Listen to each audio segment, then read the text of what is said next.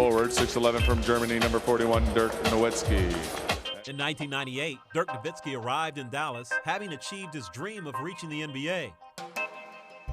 But it became a rude awakening as the rookie endured his share of growing pains. Nowitzki backing down with 5, stripped by Chapman.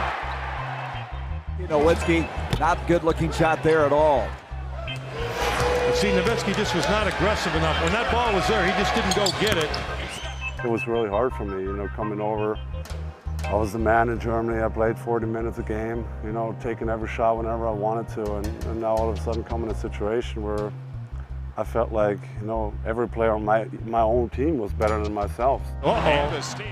People made these, proclamations that he'd be Rookie of the Year and things like that. And I think that really set him up to fail, especially with all the different things he had to deal with coming from so far away.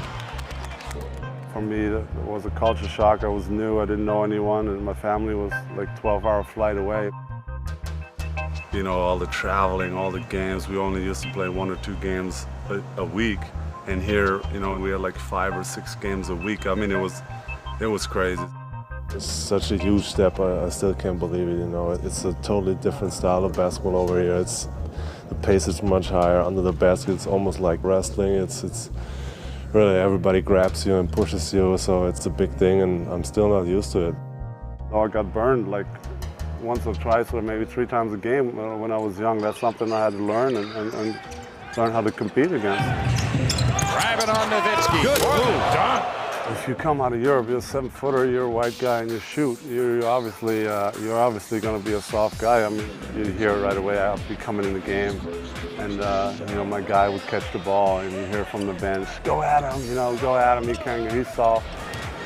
He beat Nowitzki again right there.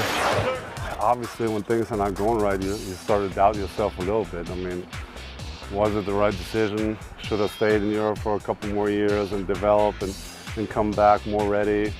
You start thinking about it, but then you don't want to give in. You want to keep on working, and you want to make this work somehow and not give up. Dirk knew he would need help if he hoped to make it in the NBA, and he knew just where to turn. It was roller coasting, up and downs, and I was 8 times in the States, because he was sometimes close to giving up. I said, no way, we can get it done. He came over right away. We talked about just hang in there and blah, blah, blah. So he tried to help me as much as he can. So he was kind of like everything to me. He was my agent, my coach, my friend, like my second father. He just took care of me. His philosophy was kind of like, hey, you're 7 feet. We can make you a great defender, and nobody will know you. There are a lot of 7-footers who can defend the post, and you're gonna make it if you're a great offensive player. If you change your thinking of a 7-footer and just be something else, and that was always his thinking. We run our routine, we work on the hand wrist actions, the strengths, the tools, the hook shot,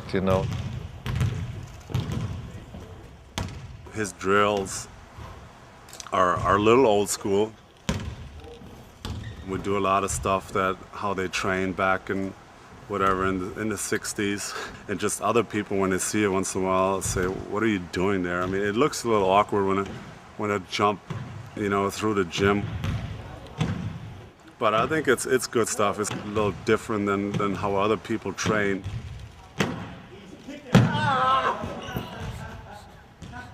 He had the weird advices, but I believed in him, and we kind of had that chemistry from the first moment on. He knows me like no one else.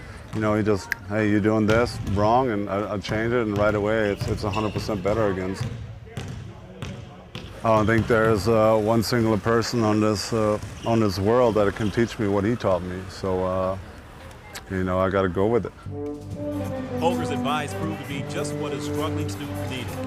Nowitzki. Dirk improved by leaps and bounds in his second season, and his confidence began to grow. I'm starting to have some more respect for number 41. By the following season, he was the Mavericks' top scorer and rebounder, and led Dallas to its first playoff appearance in 11 years. Dirk Nowitzki left open. You don't want to do that, folks. Though the Mavs would lose in the conference semifinals, Dirk became the first player in team history to be named All-NBA. Even as he was blossoming into a star, he would never forget his rough rookie season. How about Dirk Nowitzki? I struggled throughout the whole first year, but you know, looking back at it now, it was a very important year for me just to get used to everything. It was a tough year, but I think from that first year, I really learned